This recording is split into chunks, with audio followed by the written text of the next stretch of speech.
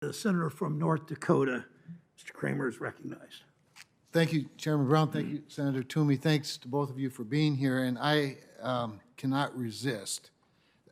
For some reason, I'm just not surprised, Madam Secretary, that working for money is something that your administration is against.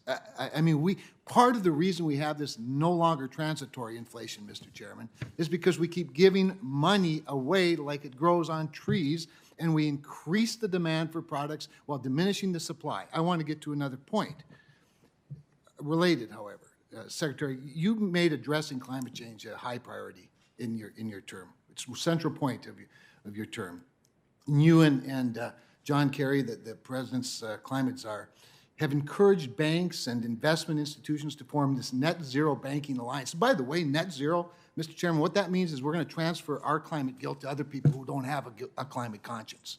I'd rather set a goal, a global goal, and hold the real polluters accountable rather than reducing our economy and putting us at a disadvantage. But anyway, the President's urged banks to provide as much support for alternative energy projects as possible, which of course presumes at the expense of current energy projects.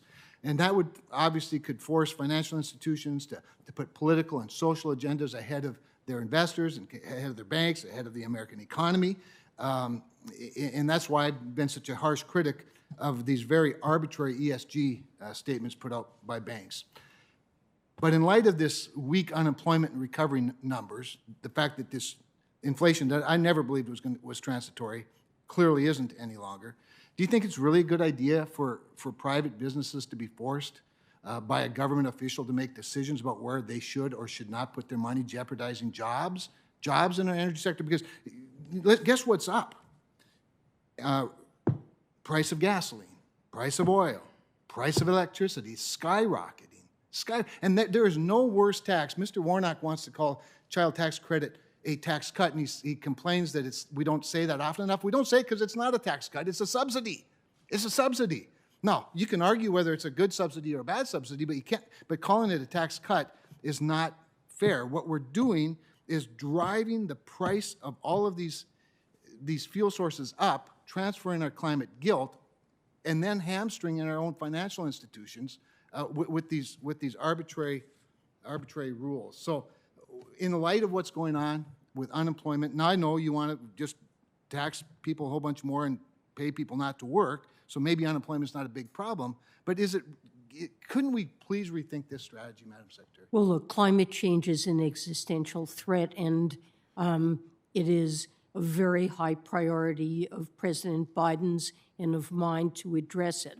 But no one is forcing banks or other financial institutions to make investments that they don't think are profitable and desirable.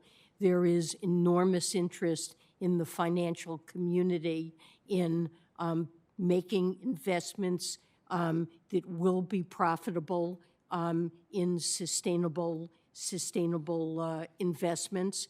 And what we want to do, and we're working through FSOC to do this, is to make sure that investors have the kind of information that will enable them to make investment decisions that they want to make that are profitable.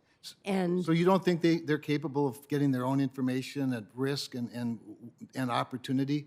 So you have to have a czar and a secretary and other czars give them information that might be helpful to their decision. All the while, by the way, Russia, Venezuela, Saudi Arabia, they get the benefit of all of this. I mean, when our president has to call on OPEC Plus to help bring the price of gasoline down by increasing production, all the while we shut off our own, whether by fiat or by innuendo, that doesn't seem like a great strategy to me. I think you're wrong. I'll yield back. Thank you, Mr. Chairman. Thanks, Senator Cramer.